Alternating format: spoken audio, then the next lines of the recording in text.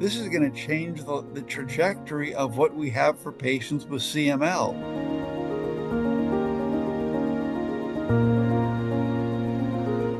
There were really two moments, and the first was in the laboratory when I got some compounds from Novartis.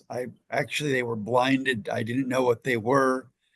I actually didn't know how to set up these experiments because I'd never done anything like this before. But I set up this dilution curve of these compounds against CML cells and normal cells. And there was one compound that stood out. It killed the leukemia cells and didn't kill the normal cells. And as I expanded that, it was even more dramatic in over about 1,000-fold dose range. And it was, wow, this is doing exactly what I hoped it would do. And there was a day in clinic where 3 patients in a row came in. Months earlier, they had been told, get your affairs in order. There's nothing left to do. And all of a sudden, their blood counts are normal for the first time in years. They're feeling great. And they told me about how this burden had been lifted from them, how they now had restored hope for the future. And it was just amazing. So if patients were on board, I needed to get on board and realize this is going to change the trajectory of what we have for patients with CML. Even if it only gave them a few more months, it was giving them incredible quality, and it was restoring their hope for the future. And some of those patients are still with me 25 years later. The biggest impact is be able to go to clinic, newly diagnosed patient, and tell them, we expect you're going to live a normal lifespan. Here's what it's going to take to get there. And it's going to take some work, and you'll have to take some medication, and maybe for the rest of your life. But this is quite different than it was when we started out 25 years ago. That's a huge impact. Because I was in biotechnology, I happened to have gone to the Leukemia and Lymphoma Society's annual ball in DC in 2001. And at that ball, the current head of Health and Human Services announced a new drug called Gleevec was going to be approved. 2 years later, I had my regular physical, had blood drawn, went back to my office. My doctor called me. I went back to his office. He drew my blood again, and my white blood cells were abnormally high. And actually, we both looked under the microscope, and the cells were abnormal. So I had CML. I mean, TKIs is sort of the first targeted medication to be approved, and it's made a complete difference. It's taken a disease that had an 85% fatality rate after 5 years into a chronic disease that, if it's properly managed, has a 97, 98% survival forever.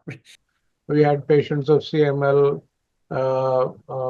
dark because of busulfan toxicity, tummies full of spleen, like spleen 20 centimeters, 30 centimeters, cacaxic, just lying in bed waiting to die.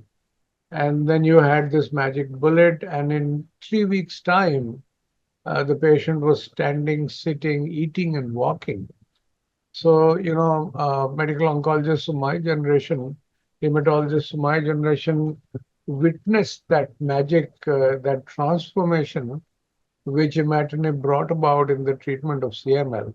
I remember that it's a funny story because the first development of TKI, of imatinib, was in 1998, 1999, but at that time I was pregnant. My son was born at the end of 2000, and I didn't went to the ASH meeting where the results were presented, but everybody was talking about it, and soon, 1 year later, TKI was approved for CML. And I always joke that my older son was born together with imatinib.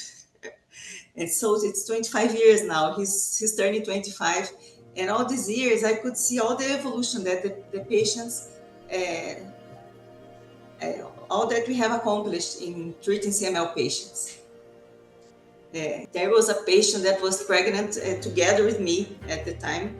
And then in 25 years, I raised my family, and she also raised her family. And now she's in TFR for more than 5 years. So I think that's what we want for our patients, that they can have a life just like the normal population, just like us. I remember the very first patient who became molecularly undetectable in my clinic. And immediately I thought, wow, I think we might be able to cure some of these patients if they can get to undetectable. But it was really hard to convince people to stop therapy because, again, they'd been told you got 3 to 5 years to live, you've run out of options, and now you're on this medication that's saving your life. Would you consider stopping? It's like, no, I'm not going to stop it. Fortunately, Francois Mahon in France was able to initiate a study where he stopped some patients who were molecularly undetectable, and half of them were able to stop therapy. And that launched the entire prospect that some patients could be cured. What's interesting to me is that 50% of people who get to undetectable can stop and 50% can't. And we don't have really good predictive abilities for who's who. And we only get about 20% of patients to that status. So to me, there are two huge unanswered questions. How do you get more patients to undetectable? And how do you predict who can stop and who can't? 2 out of 10 patients, they have access to advanced treatment. And we have to find ways and means to subsidize these treatments. There's nothing more frustrating than knowing that a treatment is available for that particular patient in your country, and you cannot give that treatment to that patient because of economic reasons. I'm grateful for organizations like the Max Foundation, which is working incredibly hard to provide access in low and middle income countries. And again, this is a global problem. We need to think about drug pricing in a way that allows drug companies to thrive and survive, because that's where drugs are made. We need to make sure that they're profitable, but we also need to make sure they're accessible.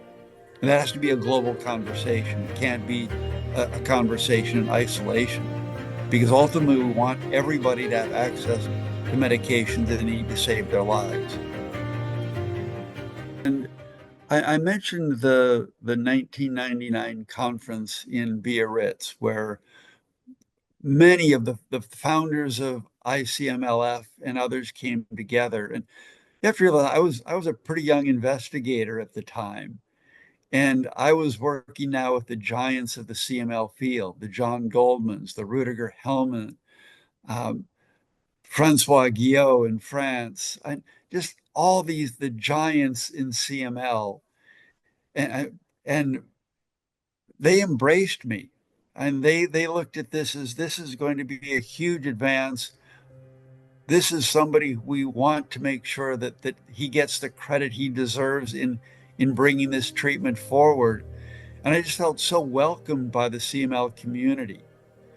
And to me, that has been the remarkable thing about the ICMLF, is that it's these incredible experts in CML around the world coming together to benefit patients.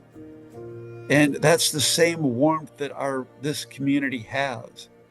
And that's one of the things that I so enjoy about this organization, is that it's the world's experts trying to get knowledge out around the world, and to make sure that patients everywhere get the same care that they can get in the United States, in France, Germany, the United Kingdom, Australia, everywhere. And that's what I love about working with this foundation. All I can say is that, TKIs has certainly been a miracle drug. And, 22 years after being diagnosed, nobody knows I have CML. And for most of those 22 years, nobody did know I had CML. One of the very first children who was enrolled on a phase 1 trial for kids, she was 11 years old. She's now married, 2 children, off therapy for over 5 years. What a remarkable reward. Again, the 25 years, I think we should celebrate that because it was a game changer for the life of many, many CML patients. And we still have challenges. Some patients may be resistant still, but I think we are going toward the right direction with the new therapies and the new developments.